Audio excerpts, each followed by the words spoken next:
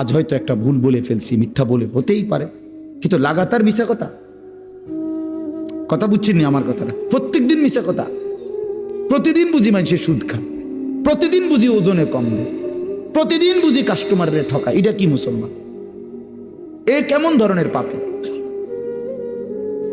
30 বছর বুঝি প্রত্যেক দিন টেলিভিশন চলবে আপনার ঘরে, প্রতিদিন আপনার ঘরে নিয়ম মাফিক নাচ গান নর্তকের ছবি চলবে। আপনাদের আখিরাত নাই? আপনার বিবি বাচ্চার আখিরাত নাই? তো এরা মরলে কোথায় যাবে? এদের পরিণতি কি হবে? আর আমি বাবা হিসাবে, অভিভাবক হিসাবে কি দায়িত্ব পালন করলাম? খাট পালং আর সোফা ফার্নিচার, কাঁচের প্লেট আর নুনের বাটি, এটাই ছিল জিম্মাদারি না?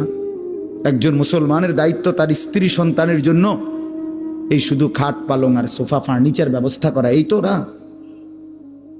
বলেন না বাবা, বলেন তো কি দায়িত্ব ছিল? কোরআন শরীফ